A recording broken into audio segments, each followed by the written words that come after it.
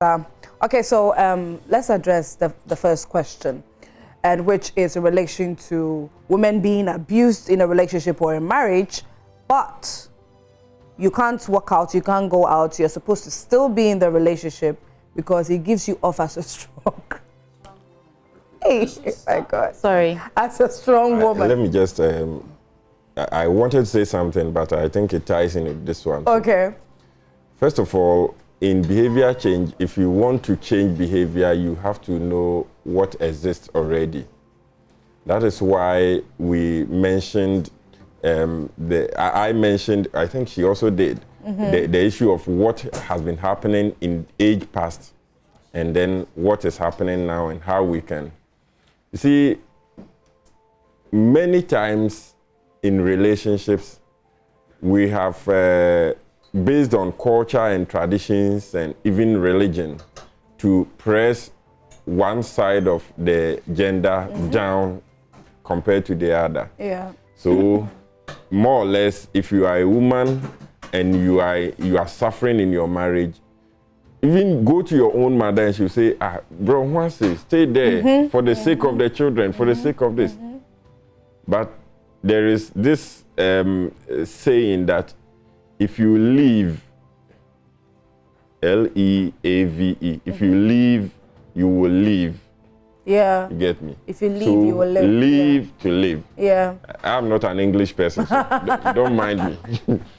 So if you quit, you will survive. But if you stay there under the impression of I'm being strong, I'm being this, and also under the influence of culture and tradition, my dear, you will die. Yeah, you will die. Unfortunately, when you die, you don't see whatever happens again. Exactly. Yeah. Yeah, sweetie. But So- Okay. Yeah, go on. I think that most of the people who want to stay in abusive relationships or in relationships that the men don't respect them sort of find their value tied to that relationship. As a human being, not just as a woman, you first have to discover what it is. You know, life is not short or long. Life is finite. It has a beginning and an end. You have to decide what is it you want to do with that period that's your life. Me as an individual, Sweetie Abochi, what is it that I want to do between the beginning of my life to the end of my life? That's Right. what finding your purpose. Now, if you've discovered that this is what I want to do, then you know that, okay, I can accept this. I won't accept that. If you're able to decide and also prioritize what it is that, you know, is valuable to you, you won't want to remain in a relationship where you are not appreciated because it does not align with your values, it does not align with your purpose, and it definitely does not make you happy. Why would you want to be in a place that, you know, why would you want to stay there? And the thing is, they're afraid they won't find love again. Or they're afraid that they won't find anyone better, but you will find something better. You will find better if you position yourself to receive better. Okay. You first have to, whatever you're looking for from a man or from a relationship, whatever kind of relation, even if it's with family, you first have to be that. Right. And once you position yourself as that person, you're ready to, you attract what you are. You attract what you are. Okay. So women should not be afraid to leave abusive men. Exactly. Like, leave to live. Exactly. Really, I love that. I run an organization called Girl Gets Up Africa. Okay. And I think we'll talk after. Yeah, I just, don't be afraid. And if you're really looking for the good stuff, be the good stuff and you will find the good stuff. It. Yeah.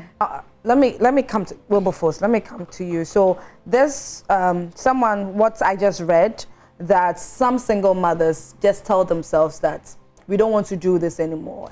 Most of the times it's a personal decision that they end up taking.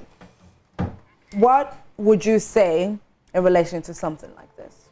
Well, it will depend on what they went through in their previous relationships. Sometimes, however, some women, I must say, go into relationships for a purpose.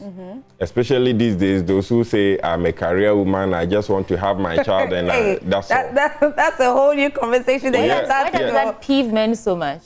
When we decide that we can do this without you. One thing is that when it happens, you are okay, maybe the man is okay as individuals, you, the woman, and then the man, you are okay. What about the child? It takes society mother, father, and entire society to train up a child. Okay. So no matter how much you are earning, the value of a child having access to father, and I run, there's a small school. When a child comes, those children whose parents are divorced, you see behavioral differences. So for me, I think that decision, of course, everybody is entitled to it. I don't want to marry again. I don't want to be attached to any man again. But that should be done cautiously.